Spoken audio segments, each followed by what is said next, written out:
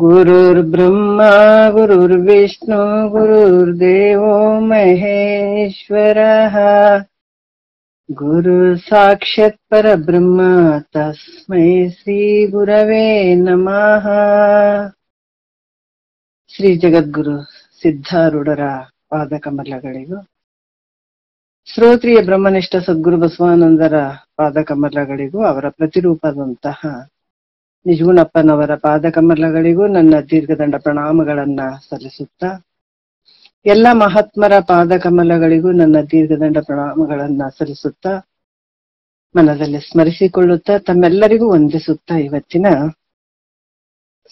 ನಿಜಗುಣರು ರಚಿಸಿದಂತಹ ಕೈವಲ್ಯ ಪದ್ಧತಿ, ಈ ಕೈವಲ್ಯ ಪದ್ಧತಿ ಒಳಗ ಜ್ಞಾನ ಪ್ರತಿಪಾದನಾ ಸ್ಥಳ ಆಧಾರದ ವಿಷಯ ನಡೆದಂಥದ್ದು. ಕೈವಲ್ಯ ಅಂದ್ರೆ ಮೋಕ್ಷ, ಮುಕ್ತಿ, ಪದ್ಧತಿ ಅಂದ್ರ ದಾರಿ. ಮುಕ್ತಿಯನ್ನ ಬಯಸುವಂಥವ್ರು, ಮುಕ್ತಿಯನ್ನ ಪಡ್ಕೊಳ್ಬೇಕನ್ನುವಂಥವ್ರು, ಈ ಭವಸಾಗರವನ್ನ ದಾಟಬೇಕನ್ನುವಂಥವ್ರು, ಜನನ ಮರಣ ರಹಿತರನ್ನಾಗಿ ಮಾಡ್ಕೊಳ್ಬೇಕನ್ನುವಂಥವ್ರು ಅವಶ್ಯಕವಾಗಿ ಈ ವಿಚಾರಗಳನ್ನ ತಿಳಿದುಕೊಳ್ಳಲೇಬೇಕಾಗ್ತದ. ಇದು ಕ್ರಮವಾಗಿ ಶ್ರವಣ, ಮನನ, ನಿಧಿಧ್ಯಾಸನ ಮಾಡ್ಲೇಬೇಕಾಗುತ್ತೆ ಅಂತ ಹೇಳ್ತಾ ಇದ್ವಿ. ಇಲ್ಲಿ ಕೂಡ ಹಲವಾರು ವಿಚಾರಗಳನ್ನ ಇಲ್ಲಿ ಹೇಳ್ತಾರ. ಯಾವ ರೀತಿ ಹೇಳ್ತಾರ? ಕೈವಲ್ಯ ಮುಕ್ತಿ ಪದ್ಧತಿ ಅಂದ್ರ ದಾರಿ. 49ನೇ ಪದ್ಯದಲ್ಲಿ ನಿಜಗುಣರು ಬಹಳ ಚಂದ ಹೇಳ್ತಾ ಇದ್ದಾರ. ಪಡೆಯುವುದಾಗದು ನಿಜ ಸುಖವ ತನ್ನ ನೆಡೆಬಿಡದಾರಯ್ಯಲರಿಯದಾತನಿಗೆ. ಏನ್ ಅರಿ ಅಂತ ಹೇಳಿದ್ರ ಅವರು? ಬೇರೆ ಏನಾದ್ರೂ ತಿಳ್ಕೊಳಂದ್ರ? ಬಾಹ್ಯದಲ್ಲಿರುವಂತದ್ದು ಏನಾದ್ರೂ ತಿಳ್ಕೊಳಂದ್ರ?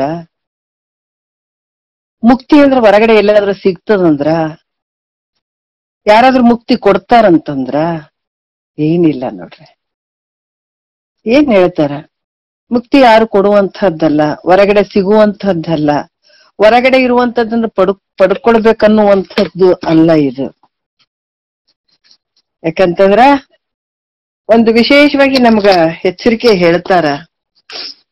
ಯಾರಿಗೆ ಅಂತಂದ್ರ ಮುಕ್ತಿಯನ್ನು ಬಯಸುವಂಥವ್ರಿಗೆ ಈ ವಿಚಾರ ಹೇಳುವಂಥದ್ದು. ಯಾರು ಮುಕ್ತರಾಗ್ಬೇಕು, ಈ ಜನ್ಮವನ್ನ ಸಾರ್ಥಕ ಮಾಡ್ಕೊಳ್ಬೇಕು ಅನ್ನುವಂಥವ್ರಿಗೆ ಈ ವಿಚಾರವನ್ನ ಹೇಳ್ತಾ ಬರ್ತಾರೆ. ಪಡೆಯುವುದಾಗದು ನಿಜ ಸುಖವ ಅಂದ್ರ ಶ್ರೇಷ್ಠವಾದಂಥ ಸುಖ. ಬಹಳಷ್ಟು ಬೇರೆ ಬೇರೆ ಸುಖಗಳು ಬಹಳಷ್ಟು ಅದಾವ. ಪ್ರತಿಬಿಂಬ ಸುಖಗಳು, ಪ್ರತಿಬಿಂಬ ಆನಂದ, ಇಲ್ಲಿ ತೋರುವಂಥವೇನು ಅಷ್ಟಾನಂದಗಳಂತ ಬಗ್ಗೆ ಹೇಳಿದ್ರು, ಹಿಂದ್ಗಡೆ ಎಲ್ಲ ಹೇಳ್ತಾ ಬಂದಿದಾರ.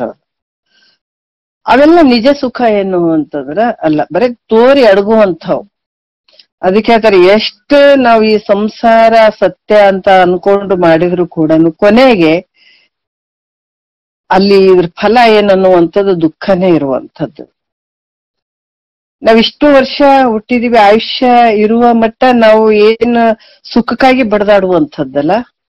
ಜಗತ್ತಿನೊಳಗೆ ಪ್ರತಿ ಒಬ್ಬ ಮನುಷ್ಯನಿಗೆ ಕೇಳಿದ್ರ ಯಾತಕ್ಕಾಗಿ ಇಷ್ಟೆಲ್ಲ ದುಡಿತಾನ, ಯಾತಕ್ಕಾಗಿ ಇಷ್ಟೆಲ್ಲ ಮಾಡ್ತಾನಂದ್ರ ಸುಖವಾಗಿರ್ಬೇಕನ್ನುವಂಥ ವಿಚಾರಕ್ಕಾಗಿ ಇಷ್ಟೆಲ್ಲ ದುಡಿಯುವಂಥದ್ದು, ಮಾಡುವಂಥದ್ದು. ಆದ್ರೆ ನಿಜವಾದ ಸುಖ ಏನು ಅಂತಂದ್ರೆ ಅಲ್ಲ, ಅದು ನಿಜ ಸುಖ ಏನು ಅಂದ್ರೆ ಅಲ್ಲ, ಅದು ತೋರಿ ಅಡಗುವಂತ ಸುಖಗಳು ಅಷ್ಟೇ ಹೊರತಾಗಿ ನಿಜ ಸುಖ ಅದು ಅಲ್ಲ. ಇಲ್ಲಿ ನಿಜ ಸುಖವ, ನಿಜ ಸುಖ ನಿನ್ಗೆ ಆಗ್ಬೇಕಾಗಿತ್ತಂದ್ರೆ ಹೊರಗಡೆ ಎಲ್ಲೂ ಸಿಗುವಂತದ್ದಲ್ಲ, ಯಾರು ಕೊಡುವಂತದ್ದಲ್ಲ, ಎಲ್ಲಿ ಪಡ್ಕೊಳ್ಳುವಂತದ್ದಲ್ಲ.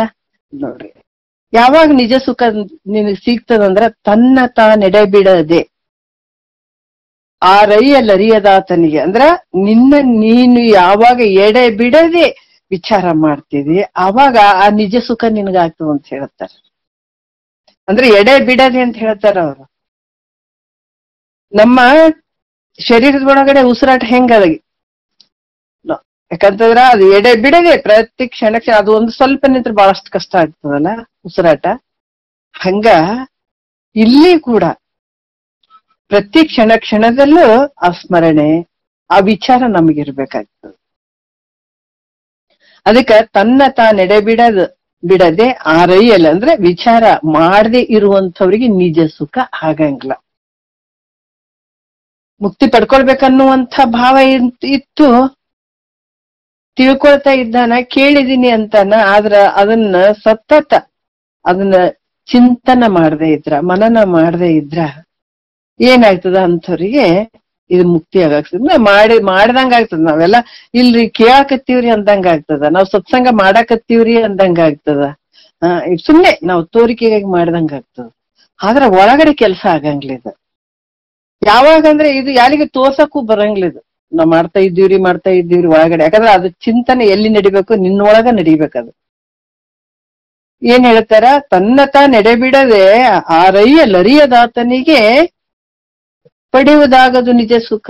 ಅಂದ್ರ ಮುಕ್ತಿ, ನಿಜ ಸುಖ ಅಂದ್ರು ಅಷ್ಟೇನೆ, ನಿಜ ಆನಂದ ಅಂದ್ರು ಅಷ್ಟೇನೆ, ಮುಕ್ತಿ ಅಂದ್ರು ಅಷ್ಟೇನೆ. ಇದು ಆಗ್ಬೇಕಾದ್ರ ತನ್ನ ತಾನು ಬಿಡದೆ ವಿಚಾರ ಮಾಡ್ತಾ ಇರ್ಬೇಕು. ತನ್ನನ್ನೇ ತಾನು. ಕೆಲವು ವಿಚಾರಗಳು ಬಹಳಷ್ಟು ಹೇಳಿದಾರ ಅವರು. ಬೊಮ್ಮವನರಿವೆನೆಂದು ಬಳಲುವರು, ತಮ್ಮ ನೀತಿಗಳಿದು ಅನ್ಯವನೇ ನೋಡಿ ಮನುಜನ ಅಂತ ಹೇಳ್ತಾರ. ಇವ್ಕೊಂಡ್ರೆ ಬಹಳ ಇವ್ ನೋಡ್ರಿ, ಒಂದೊಂದು ವಾಕ್ಯಗಳಿಗೆ ಬೆಲೆ ಕಟ್ಟಕ್ ಆಗದೆ ಇರುವಂತ ಇವು ಶಬ್ದಗಳು, ಇವು ವರ್ಡ್ಸ್ಗಳು. ಯಾಕಂತಂದ್ರ ಮತ್ತೆ ಹೇಳ್ತಾರೆ ಏನ, ಅರಿವೆ ತಾನೆಂದು ನಂಬಿ ನಿಂದೊಡೆ ಮುಕ್ತಿ ತೆರೆತಿಲ್ಲವೆಂದದು ನಿಗಮೋಕ್ತಿ ಅಂತ ಹೇಳಿದಾರ ಅವ್ರು. ನಿನ್ನಲ್ಲಿರುವಂತ ವಿಶೇಷವಾದಂತ ಅರಿವಂದ್ರೆ ನಾವು ಈ ಏನು ಈ ಜಗತ್ತಿನೊಳಗೆ ನಾವು ಲೌಕಿಕ ವ್ಯವಹಾರದೊಳಗೆ ಮಾಡುವಂತ ಏನು ಅರಿವು ಇರ್ತದಲ್ಲ, ಆ ಅರಿವು ಸಾಮಾನ್ಯ ಅರಿವಂತ ಇರುವಂಥದ್ದು. ಯಾಕಂದ್ರೆ ನಿನಗ ಒಂದು ವಿಶೇಷವಾದಂತ ಅರಿವು ಅದು. ಆ ಅರಿವನ್ನ ತಿಳ್ಕೊಳ್ಬೇಕಂದ್ರೆ ಸದ್ಗುರು ಬೇಕಾಗ.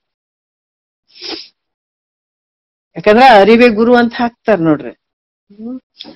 ಇಲ್ಲಿ ಏನಾಗ್ತದ, ಈ ಅರಿವನ್ನ ವಿಶೇಷವಾದಂತ ಅರಿವನ್ನ ತಿಳ್ಕೊಳ್ಬೇಕಾಗಿತ್ತು ಅಂತಂದ್ರ ಸದ್ಗುರುನೇ ಬೇಕಾಗ್ತದೆ. ಯಾವಾಗ ಈ ಅರಿವು ನಿನಗ ಗಮನಕ್ಕೆ ಬಂತು, ಸದ್ಗುರು ಹೇಳ್ತಾ ಹೋದಾಗ ನಿನಗ ಅನುಭವಕ್ಕೆ ಬಂತು ಅಂದಾಗ ಅರಿವೆ ತಾನೆಂದು ನಂಬಿ ನಿಂದೊಡೆ ಮುಕ್ತಿ ಅಂತ ಹೇಳಿದಾರ. ಆ ಅರಿವಿನ ಸ್ವರೂಪ ನಾನು ಇದ್ದೀನಿ ಅಂತ ಅದನ್ನ ನಂಬಿ ನೋಡ್ರಿ. ಯಾಕಿಷ್ಟು ಸೂಕ್ಷ್ಮತೆ ಹೇಳ್ತಾ ಇದ್ದಾನಂದ್ರ ಮನುಷ್ಯನ ಸ್ವಭಾವ ಸರಿ ಇರಂಗಿಲ್ಲಂತ. ಅವ್ರು ಯಾಕೆ ನಂಬಿ ಅಂತ ಹೇಳಿದ್ರೆ, ಯಾಕಂದ್ರೆ ನಂಬ್ಕೊಂಡ್ ಎದ್ರಲ್ಲಿ ಪರಮಾನುಭವದೆಯಲ್ಲಿ ಮೈತ್ರಿ ದೇವಿ ಕೇಳಕ ಕುಂತಾಳಕಿ. ಆಕಿ ಏನಂದ್ರ, ಯಾವ ಆಸ್ತಿ ಅದು ನನಗ್ ಬೇಕಾಗಿಲ್ಲ, ಖಾತೆನೇ ಮೈತ್ರಿ ದೇವಿ ಇಬ್ರು ಹೆಂಡ್ರು ಯಾಜ್ಞವಲ್ಕರಿಗೆ ಅವ್ರು ಹೇಳಿದ್ರಿ, ಇದಕ್ಕಿಂತ ಒಂದು ಶ್ರೇಷ್ಠ ಮಟ್ಟದ ಆನಂದ ಅಂತ ಹೋಗ್ತಾ ಇರ್ಬೇಕಾದಾಗ ಅದ್ ಯಾವ ಆನಂದ ಐತಿ ನನಗ, ಅದನ್ನ ಆ ವಿಷಯ ನನಗ್ ತಿಳಿಸಿ ಅಂತ ಹೇಳ್ತಾಳ ಮೈತ್ರಾದೇವಿ. ಖಾತೆನೆ ಎಲ್ಲ ಭೋಗದ ಸಾಮಾನುಗಳು, ಭೋಗದ ವಸ್ತುಗಳನ್ನ ಕೇಳಿದ್ರ ಮೈತ್ರೇಯ ದೇವಿ ನನಗಿದ್ಯಾವ್ದು ಬೇಕಾಗಿಲ್ಲ, ನಾಶ ಆಗಿ ಹೋಗುವಂತ ಸಂಪತ್ತಿನಿಂದ ನಾನು ತಗೊಂಡು ಏನ್ ಮಾಡ್ಲಿ, ಅದು ನನಗ್ ಬೇಕಾಗಿಲ್ಲ. ಇದಕ್ಕಿಂತ ಶ್ರೇಷ್ಠವಾದಂತ ಆನಂದ. ಯಾಕಂದ್ರೆ ಸಾಮಾನ್ಯ ಜನ ಬರೇ ಭೋಗದ ವಸ್ತುಗಳಿಂದ ಆನಂದ ಐತಿ, ಸುಖ ಐತಿ ಅಂತ ಅದಕ್ಕಾಗಿ ಬಡದಾಡ್ತಾ ಇರ್ಬೇಕಾದಾಗ ನೀವ್ ಇದನ್ನೇ ಬೇಡ ಅಂತ, ಅದು ತೃಣ ಸಮಾನ ಅಂತ ತಿಳ್ಕೊಂಡು ನೀನು ಶ್ರೇಷ್ಠವಾದ ಆನಂದವನ್ನ ನೀನು ಹುಡುಕ್ತಾ ಆ ಶ್ರೇಷ್ಠ ಆನಂದವನ್ನ ಪಡೆಯುವಂಥದ್ದಾಗಿದ್ರ ನನಗೆ ಅದನ್ನ ತಿಳಿಸ್ರಿ ಅಂತ ಮೈತ್ರಿ ದೇವಿ ಹೇಳ್ತಾಳೆ. ಆಕಿನು ಪರಮ ವಿರಕ್ತಿ ಪರತರ, ಯಾಕಂದ್ರೆ ಪರಮ ವಿರಕ್ತಿ ಹೇಳ್ತಾಳಕಿ. ಪರಮ ವಿರಕ್ತಿ ತಾನೂರು ಭಕ್ತಿ ಭಾವ ಮುಪ್ಪಿರೆ ಪರಬ್ರಹ್ಮ ವಿಷಯವನ್ನು ಸರಸಿಜ ನೇತ್ರೆ ಮೈತ್ರಿ ಮೇಲ್ನುಡಿ ಮನೋಹರವಾಗಿ ಬೆಸಗೊಂಡಳು ಇನಿಯನ್ ಅಂತ ಹೇಳ್ತಾರ ಅವ್ರು. ಆಕಿನ ಬಹಳಷ್ಟು ಪರಮ ವಿರಕ್ತಿ ಇರ್ತಾಳಕಿ. ಇದು ಯಾವ್ದು ಬೇಡ ಅಂತ ಕೂತ್ಕೊಂಡು ಕೇಳಕಂತಾನೆ ಕೂತ್ಕೊಂಡಾಕಿ ಆಗಿ ಪರಮಾನುಭವದ ಮುಗಿಯೋವರೆಗೂ ಕೇಳ ಮೈತ್ರ ಅಂತ ಹೇಳ್ತಾ ಹೋಗ್ತಾರ ಅವ್ರು. ಹೆಂಗಿರ್ಬೋದು, ಯಾಕಂದ್ರ ಈ ಮನಸ್ಸನ್ನುವಂಥದ್ದು ಅಷ್ಟು ಸುಲಭ ಅಲ್ಲ ಇದು. ತಾತರ್ ಹೇಳ್ತಿದ್ರೆ ಈ ಮನಸ್ಸು ಅಂದ್ರ ಬಹಳ ಚದಮಿದ್ದಂಗ ಐತ್ರಿ, ಚದ ಮೈತ್ರಿ. ಇದು ಕೂಡಿಸ್ತದ, ಇಲ್ಲಿ ಎಲ್ಲೆಲ್ಲೋ ತಿರುಗಾಡಕ್ ಹೋಗ್ಬಿಡ್ತದೆ ಈ ಮನಸ್ಸು. ಅದಕ್ಕ ಮೈತ್ರಿ ದೇವಿ ಇದನ್ನೇ ಕೇಳ್ಬೇಕಂತ ಕೂತ್ಕೊಂಡಾಕಿ ಮನಸ್ಸು ಹಂಗಿರ್ತದಂತ ಹೇಳ್ಬಿಟ್ಟೆ ಯಾಜ್ಞವಲ್ಕರು ಕೇಳ ಮೈತ್ರ ಅಂತಾರ ಮುಗಿಯೋವರೆಗೂ. ಅದಕ್ಕ ಇಲ್ಲಿ ಕೂಡ ಅರಿವೆ ತಾನೆಂದು ನಂಬಿ ನಿಂದೊಡೆ ಮುಕ್ತಿ ಅಂತ ಹೇಳಿದಾರ ಅವರು. ಸದ್ಗುರು ವಾಕ್ಯನೇ ಶ್ರೇಷ್ಠ. ಅದಕ್ಕೆ ಸದ್ಗುರು ವಾಕ್ಯ ಶ್ರುತಿ ಸ್ಮೃತಿ ಪುರಾಣಾಗಮ ಸಕಲ ಸಿದ್ಧಿಗಳು ಮೋಕ್ಷಗತಿ ಹೋಯ್ತು ಅಂತ ಕೇಳ್ಬೇಕಾದಂಥದ್ದು.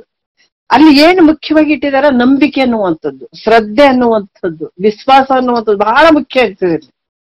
ಅದಕ್ಕೆ ಅರಿವೆ ತಾನೆಂದು ಸದ್ಗುರು ಹೇಳ್ತಾನೆ, ಅರಿವಿನ ಸ್ವರೂಪ ನೀನಿದೆಪ್ಪ, ಎಲ್ಲಕ್ಕೂ ಸಾಕ್ಷಿ ರೂಪವಾಗಿ ರೀತಿಯಲ್ಲಿ ಇವತ್ತು ಜಾಗ್ರ ರೀತಿ ಸ್ವಪ್ನ ಸುಸುಪ್ತಿ ಎಲ್ಲವನ್ನ ಅರಿಯುವಂತ ಅರಿವಿನ ಸ್ವರೂಪ ನೀನಿದ್ದೀಯಲ್ಲ, ಅದು ಹೇಳಿದ ನಂತರ ನಂಬಿ ಅದೇ ಸ್ಥಿತಿಯಲ್ಲಿ ನಿಲ್ಲುವಂಥದ್ದು. ಅರಿವೆ ತಾನೆಂದು ನಂಬಿ ನಿಂದೊಡೆ ಮುಕ್ತಿ ತೆರೆತಿಲ್ಲವೆಂದದು ನಿಗಮೋಕ್ತಿ. ನಿಗಮದಲ್ಲಿ ಹೇಳಿದಂತ ವಾಕ್ಯ ಅದ, ಅವ್ರಿವ್ರು ಹೇಳಿದಂತ ವಾಕ್ಯ ಅಲ್ಲ ಇದು. ನಿಗಮ ಭಾಗದಲ್ಲಿ ಹೇಳಿದಂತ ವಾಕ್ಯ ಅನ್ನುವಂತ ವಿಚಾರವನ್ನ ಅಲ್ಲಿ ಹೇಳ್ತಾರ ಅವರು. ಅದಕ್ಕೆ ತನು ಇಂದ್ರಿಯಾಳಿಯ ಸ್ವರ್ಗವನ್ನೇ ಬಿಟ್ಟು ಮನಬುದ್ಧಿ ಹಂತೇನೆ ಸುಟ್ಟು ಜನಿತ ಭೂತ ವಿಷಯವನ್ನೇ ಬೇರಿಟ್ಟು ಘನ ನಿರ್ಗುಣಾತ್ಮತೆ ಅಳವಟ್ಟು. ಎಷ್ಟು ಅದ್ಭುತವಾಗಿ ನೋಡ್ರಿ. ಹಿಂಗೆಲ್ಲ ನಿನ್ನನ್ನ ನೀನು ತಿಳ್ಕೊಳ್ಬೇಕಾಗ್ತದ, ಅರಿತಾ ಹೋಗ್ಬೇಕಾಗ್ತದ. ಅಂದಾಗ ಮಾತ್ರ ನಿನಗ್ ನಿಜ ಸುಖ ಆಗ್ತದ ಅಂತ ಹೇಳ್ತಾರ ಅವ್ರು. ಸಾಮಾನ್ಯ ಸುಖ ಅಲ್ಲ, ನಿಜ ಸುಖ. ಅದು ಹೋಗಿ ಬರುವಂತದ್ದಲ್ಲ. ಇದು ಒಂದ್ ಸಲ ಅದು ನಿಜ ಸುಖ ನಿನಗಾಯ್ತು ಅಂದ್ರ ಗೆದ್ದಿ ಅನ್ಬೇಕು, ಈ ಜನ್ಮನೆ ಗೆದ್ದಿ ಅನ್ಬೇಕು. ನೋಡಿದ್ರಿ, ಬಡದಾಡಿದ್ರು ಮಹಾತ್ಮರು, ಇದಕ್ಕಾಗಿ ಬಡದಾಡಿದ್ರು. ಒಂದು ಸಲ ಆನಂದ ಐತಲ್ಲ, ಅದು ಮುಗಿದೋಯ್ತು ನೋಡ್ರಿ. ಇದು ಸಾರ್ಥಕ ಜನ್ಮ.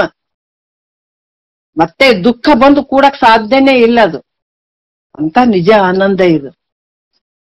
ಅದಕ್ಕೆ ಇದು ನಿಜ ಸುಖ ತನಗೆ ಆಗ್ಬೇಕಾಗಿತ್ತ. ನಿನ್ನ ನೀನು ಎಡೆ ಬಿಡದೆ ಸದ್ಗುರು ಏನ್ ಹೇಳಿದಾನ ಅದನ್ನ ನೀನು ವಿಚಾರ ಮಾಡ್ತಾ ಮಾಡ್ತಾ ಹೋದಾಗ ಮಾತ್ರ ಆಗ್ತದ ಅನ್ನುವಂತ ವಿಚಾರವನ್ನ ನಿನ್ನೆ ವಿಚಾರದಲ್ಲಿ ಕೂಡ ಹೇಳಿದ್ರು. ಎರಡೇ ನುಡಿಯಲ್ಲಿ ಹೇಳ್ತಾರ ಅವ್ರು. ಏನ್ ಹೇಳ್ತಾರೆ? ಇದನ್ನೆನಿಸದೆ ಯಥಾರ್ಥವಾದಂತ ತನ್ನ ನಿಜವನ್ನ ಅರಿತು ಪೂರ್ಣವಾದ ಸಮರಸ ಭಾವದಲ್ಲಿದ್ದವನಿಗೆ ನಿಜ ಸುಖ ಆಗ್ತದ ಅನ್ನುವಂಥದ್ದು ಈ ವಿಚಾರದಾಗ ಹೇಳ್ತಾರ. ಎರಡನೇ ನುಡಿಯಲ್ಲಿ ಹೇಳ್ತಾರೆ. ಇದೆಮೆನಿಸದೆ ಅಹಮೆನಿಸಿ ತೋರದೆ ಆವುದನೊಡಗೂಡದೆ ಅನ್ಯತೆಯಾಗ ದುಳಿದು ಪದವಿ ಇದು ಎಂಬುದನ್ನರಿಯದೆ ಮೋಸವಿಲ್ಲದೆ ಸಮರಸ ಭಾವದುಳು ನಿಂದಂಗಲ್ಲದೆ ಪಡೆಯುವುದಾಗದು ನಿಜ ಸುಖವ ತನ್ನ ತಾನೆಡೆ ಬಿಡದಾರೈಯಲರಿಯದ ಆತನಿಗೆ ಅಂತ ಹೇಳ್ತಾರ. ಅಂದ್ರ ಇದಮೆನಿಸದೆ ಜಗತ್ತಿನೊಳಗ ವಸ್ತುಗಳು ಇದು ಐತೆ ಐತೆ ಐತೆ ಅಂತ ಹೇಳ್ತೀವಿಲ್ಲ. ಇದಮೆನಿಸದೆ ಅಂದ್ರ ಘಟದಂತೆ. ನೋಡ್ರಿ, ಒಂದು ವಸ್ತು ಇಲ್ಲಿ ಐತೆ ಅಂತ ಹೇಳ್ತೀವಿ. ಇದು ಒಂದು ಮೊಬೈಲ್ ಐತೆ ಅಂತ ಹೇಳ್ತೀವಿ. ಇದು ಒಂದು ಗ್ರಂಥ ಐತೆ ಅಂತ ಹೇಳ್ತೀವಿ. ಇದಮೆನಿಸದೆ ಹಂಗೇನಾರ ಇದು ಐತೆ ಐತೆ ಅನ್ನುವಂಥದಕ್ ವಿಷಯ ಐತೇನಿದು ನಿನ್ನ ಸ್ವರೂಪ. ನೋಡ್ರಿ, ಇದು ಬಹಳಷ್ಟು ಗೂಢಾರ್ಥವಾದಂತ ವಿಚಾರ. ಇದು ಯಾವ್ದಕ್ ವಿಷಯ ಇರುವಂತದ್ದಲ್ಲ. ಇದು ಒಂದು ವಸ್ತು ಇದ್ರೆ ಈ ವಸ್ತು ಇಲ್ಲಿ ಐತಪ್ಪ ಅಂತ ಹೇಳ್ಬೋದು. ಆದ್ರ ಪರಿಪೂರ್ಣವಾಗಿರುವಂತ ವಸ್ತು ಈಗ ಐತಂತ ಹೇಳಕ್ ಆಗ್ತದನ್? ಅದಕ್ಕ ಇದಮೆನಿಸದೆ ಇದು ವಸ್ತು ಅದ ಇಲ್ಲಿ ಐತಪ್ಪ ಅಂತ ಹೇಳ್ತೀವಿ. ಅದ್ರಂಗ ಇಲ್ಲಿ ಕೂಡ ಇದು ದೃಶ್ಯವಾಗಿರುವಂತ ವಸ್ತುವಿಗೆ ಇಲ್ಲಿ ಐತೆ ಐತೆ ಅಂತ ಹೇಳ್ತೀವಿ. ಆಮೇಲೆ ಅಹಮೆನಿಸದೆ ಇದು ದೇಹಾದಿಗಳಲ್ಲಿ ಅಹಂ ಬುದ್ಧಿಗೆ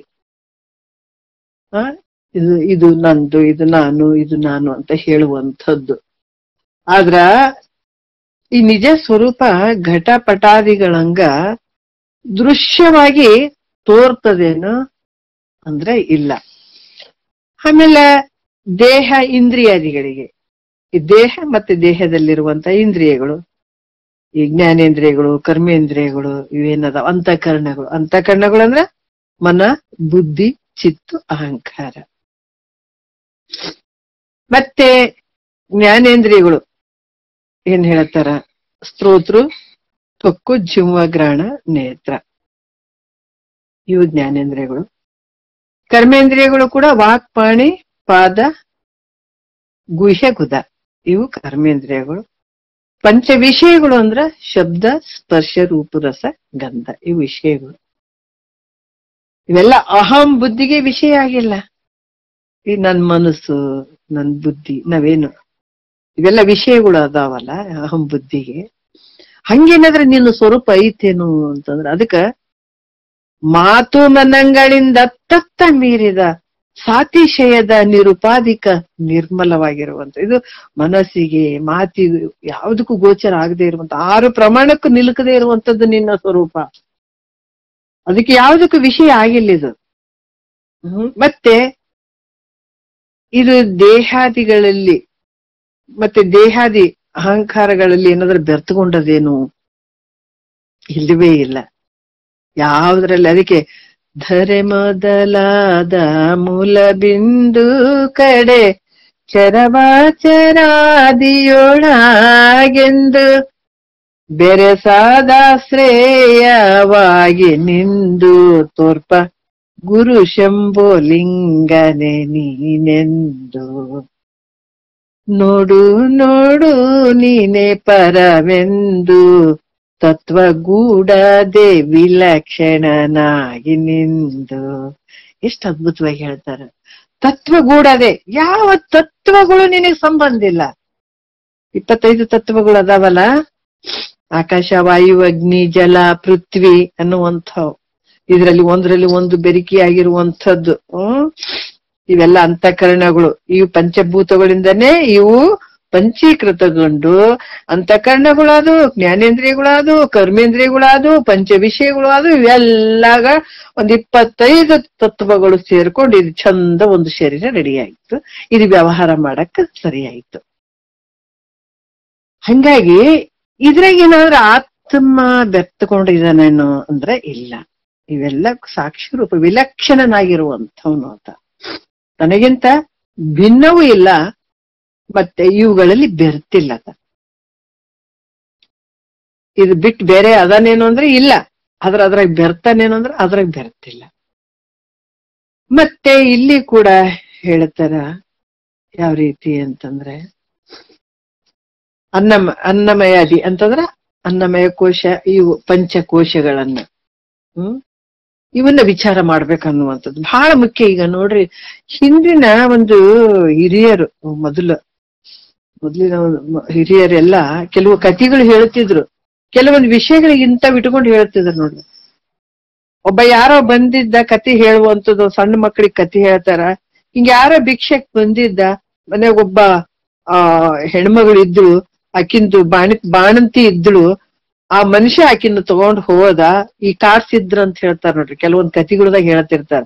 ಕಾರ್ಸಿದ್ದಂಥವನಿಗೆ ಭಿಕ್ಷಕ್ ಬಂದ್ರ, ಮನ್ಯಾಗ ಬಾಣತಿ ಇದ್ರ ಒತ್ಕೊಂಡು ಏನೋ ಮಾಡ್ಕೊಂಡು ಹೋಗ್ಬಿಡ್ತಾನ ಅಂತ ಒಂದ್ ಕತಿ. ಅಲ್ಲಿ ಹೋಗಿ 5 ಸಮುದ್ರ, ಅಲ್ಲಿ ಆ ಸಮುದ್ರ ದಾಟಿ ಇನ್ನೊಂದೇನೋ ಇತ್ತು, ಅದ್ರ ಒಳಗಡೆ ಆಕಿನ ಇಟ್ಟು ಅಲ್ಲಿ ಏನೇನೋ ಆಕಿಂದ ಪ್ರಾಣ ಅನ್ನುವಂಥದ್ದು ಒಂದು 7 ಗಡಿಗೆ ಇತ್ತು. ಆ ಗಡಿಗೆ ಕೆಳಗಡೆ ಆ ಪ್ರಾಣವಾಯುವಿನ ಇಟ್ಟಿದ್ದ ಅಂತ ಏನೇನೋ ಒಂದ್ ಕತಿಗಳು ಹೇಳ್ತಾ ಇದ್ರು.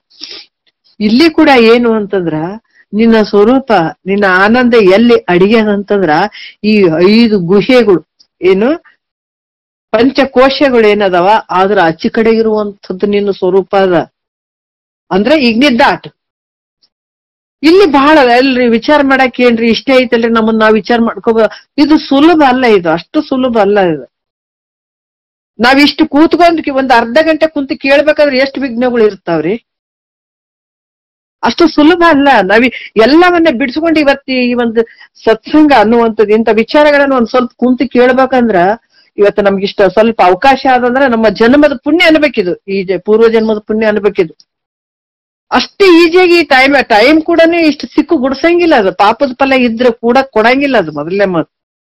ನಾನಾ ವಿಘ್ನಗಳು ಬರ್ತಾವ, ಏನಾದ್ರೂ ಒಂದ್ ಇರ್ತಾವ. ಅದು ಕೇಳಕ್ ಕೊಡೋದೇ ಇಲ್ಲ, ಕೇಳಕ್ ಕೊಡ್ಲಾರ್ದಂಗೆ ಮಾಡ್ತದದು ಅಜ್ಞಾನ ಅನ್ನುವಂಥದ್ದು. ಅದಕ್ಕೆ ಈ ಪಂಚಕೋಶಗಳು ನಾವ್ ಯಾವಾಗ್ಲೂ ಅದಕ್ಕೆ ಇದು ಹೋರಾಟ ಅನ್ನುವಂಥದ್ದು. ಕುರುಕ್ಷೇತ್ರ ಯುದ್ಧ ಎಲ್ಲಿ ಹೊರಗಡೆ ನೋಡುವಂಥದ್ದಲ್ಲ, ಅದು ನಮ್ಮೊಳಗಡೆ ನಡೆದಂತ ಯುದ್ಧ ಅದು. ಯಾಕಂತಂದ್ರ ಕೌರವರು ಪಾಂಡವರು ಏನು ಅದಾವ ಇಲ್ಲಿ, ಪಾಂಡವರು ಸದ್ಗುಣಗಳು, ಕೌರವರು ದುರ್ಗುಣಗಳು ನಮ್ಮಲ್ಲಿರುವಂಥವೇ. ನಮ್ಮ ಸ್ವರಾಜ್ಯ ಸಿಂಹಾಸನವನ್ನ ಕಬಳಿಸ್ಕೊಂಡವಿ ದುರ್ಗುಣಗಳು. ಮತ್ತೆ ಈ ದುರ್ಗುಣಗಳು ಇದ್ದಾಗ ನಮ್ಗೆ ಇದನ್ನ ಕೇಳಕ್ ಆಗಂಗಿಲ್ಲಲ್ಲ, ಅವ್ ಕೇಳ್ಕೊಡ್ಲಾರ್ದಂಗ್ ಮಾಡ್ತಾವ. ಅದಕ್ಕೆ ಇವುಗಳ ಈ ನಮ್ಮಲ್ಲಿರುವಂತ ದುರ್ಗುಣಗಳ ಜೊತೆನೆ ನಾವು ಹೋರಾಡ್ಬೇಕಾಗ್ಯದ. ಈಗ ಅಷ್ಟು ಈಸಿಯಾಗಿ ಬಿಡಕ್ ಆಗ್ತದೇನ್ರಿ? ನಾವ್ ಹೇಳ್ತೀವಿಲ್ರಿ, ಸತ್ಸಂಗದಾಗ ಗುರುಗಳು ವಾಕ್ಯಗಳು ಕೇಳಿದ್ರೆ ಆಗ್ತದೇನ್ರಿ? ಮಹಾತ್ಮರು ಹೇಳ್ತಾರ, ಕುಣಿಲಕ್ ಬರ್ಲಾರ್ದನ್ನೆಲ್ಲ ಹಂಕಡೊಂಕ ಅಂದಿದ್ರಂತಪ್ಪ. ಅವು ಎಲ್ಲಿ ಹೋಗ್ತಾವ ಒಳಗಡೆ ಜನ್ಮ ಅಂತ ಬಂದಂತ ಮನಸ್ಸು ಜಂಗ್ ತಿಂದದಲ್ಲ, ಮುಚ್ಕೊಂಡ್ ಕುಂತಿರ್ತದ. ಅವು ಬೈಲಿಗ್ ಬರಂಗಿಲ್ಲ. ನಾವ್ ಅನ್ಕೊಂಡಿರ್ತೀವಿ ನಾನು ಅನ್ನುವಂತ ಅಹಂ ಯಾವಾಗ ನಮ್ಮ ಮೈಯಾಗ ಸೇರಿ ಇರ್ತದಲ್ಲ, ನಮ್ಮ ಮನಸ್ಸಿನಲ್ಲಿ ಇರ್ತದಲ್ಲ ಅಹಂ, ಅದು ಬಿಡಂಗಿಲ್ಲ. ಅದು ಹೆಂಗ್ ಮಾಡ್ತದಂತಂದ್ರ ಬಹಳ ಕೆಲಸ ಮಾಡ್ತದ. ಅದು ಹಂಗ ಕೇಳಿದ್ರೇನು ಹಿಂಗ್ ಕೇಳಿದ್ರೇನು ಅಂತ ಹೇಳಿಸ್ಕೊಡ್ತದ. ಅದು ಅಷ್ಟೇ ಹೊರ್ತಾಗಿ ಕೇಳಕ್ ಕೊಡಂಗಿಲ್ಲ. ಅದು ಯಾವಾಗ ಬಲವಾಗಿ ಮನಸ್ಸನ್ನ ಆ ಮನಸ್ಸಿಗೆ ಸಂಸ್ಕಾರ ಕೊಟ್ಟಿಲ್ಲ ಕೇಳಲೇಬೇಕು ಅನ್ನುವಂತ ಮನಸ್ಸಿನ ಒಂದು ಸಂಕಲ್ಪ ಏನಿರ್ತದೆ ಅದು ಬಹಳ ಮುಖ್ಯ. ಮನಸ್ಸಿಗೆ ನೋಡ್ರಿ ಸಂಕಲ್ಪದ ಒಂದು ವಿಚಾರವನ್ನ ಕೊಡುವಂತದ್ದು ಬಹಳ ಮುಖ್ಯ. ಇಲ್ಲಂದ್ರೆ ಅದು ಅಷ್ಟು ಈಸಿಯಾಗಿ ಕೇಳಂಗಿಲ್ಲ ಅದು. ಅದಕ್ಕೆ ಮಹಾತ್ಮರು ಇಲ್ಲಿ ಮೊದಲು ಅದನ್ನ ಮನಸ್ಸನ್ನ ತಮ್ಮ ಹತೋಟಿಗೆ ತಗೊಂಡ್ರು. ಫಸ್ಟ್ ಯಾರನ್ನ ಹತೋಟಿಗೆ ತಗೊಂಡ್ರು ಅವ್ರು ಅಂದ್ರ ತಮ್ಮ ಮನಸ್ಸನ್ನ ಹತೋಟಿಗೆ ತಗೊಂಡ್ರು ಅವ್ರು. ತಗೊಂಡ ಅಲ್ಲಿ ಈ ನಿಜ ಸುಖವನ್ನ ಪಡ್ಕೊಂಡ್ರು ಅವರು, ಮುಖ್ಯವಾಗಿರುವಂಥದ್ದು. ಅದಕ್ಕೆ ಇಲ್ಲಿ ಮೊದಲ ವಿಚಾರ ಮಾಡ್ಬೇಕಾದಂಥದ್ದು ಇವೆಲ್ಲ ನಮ್ಮಲ್ಲಿರುವಂತ. ಅದಕ್ಕೆ ಜೀವ ಸಂಬೋಧನಾ ಸ್ಥಳದಲ್ಲಿ ನೀತಿ ಕ್ರಿಯೆ ಚರ್ಯ ಸ್ಥಳದಲ್ಲಿ, ಜೀವ ಸಂಬೋಧನಾ ಸ್ಥಳದಲ್ಲಿ ಮೋಹವನ್ನ ಬಿಡುವಂಥದ್ದು, ನೀತಿ ಕ್ರಿಯೆ ಚರ್ಯದಲ್ಲಿ ನೀತಿಯಿಂದ ನಡ್ಕೊಳ್ಳುವಂಥದ್ದು. ಹಲವಾರು ವಿಚಾರಗಳನ್ನ ಹೇಳಿ ಹೇಳಿ ಅಲ್ಲಿ ಕಟ್ಟದು ಕಟ್ಟದು ಕಟ್ಟದು ಕಟ್ಟದು ಈ ಜ್ಞಾನ ಪ್ರತಿಪಾದನಾ ಸ್ಥಳಕ್ಕೆ ತಗೊಂಡ್ ಬರ್ತಾರ ಅವರು. ಇಲ್ಲಿ ಬಂದಾಗ ಇಲ್ಲಿ ನಮ್ಮಲ್ಲಿ ಏನು ಅಂತಂದ್ರ ನಿನ್ನ ಸ್ವರೂಪವನ್ನ ನಾವು ತಿಳ್ಕೊಳ್ಬೇಕಾದಾಗ ಈ ವಿಚಾರಗಳನ್ನ ನಾವು ಮಾಡ್ಬೇಕಾಗ್ತದೆ. ಯಾಕಂದ್ರೆ ಅಲ್ಲೇ ಎಲ್ಲವನ್ನ ಮೋಹ ಅವೆಲ್ಲವನ್ನ ಬಿಟ್ಕೊಳ್ಳುವಂಥದ್ದು. ಇಲ್ಲಿ ಈ ಪಂಚಕೋಶಗಳು ಏನು ಅಂದ್ರ ಅನ್ನಮಯ ಕೋಶ, ಮತ್ತೆ ಪ್ರಾಣಮಯ ಕೋಶ, ಮನೋಮಯ ಕೋಶ, ಆಮೇಲೆ ವಿಜ್ಞಾನಮಯ ಕೋಶ, ಆನಂದಮಯ ಕೋಶ. ಇವನ್ನೆಲ್ಲ ತಿಳ್ಕೊಳ್ಳುವಂತ. ತಿಳಿಲಾರ್ದೆ ಇವು ಮತ್ತೆ ಹೋಗಂಗಿಲ್ಲ.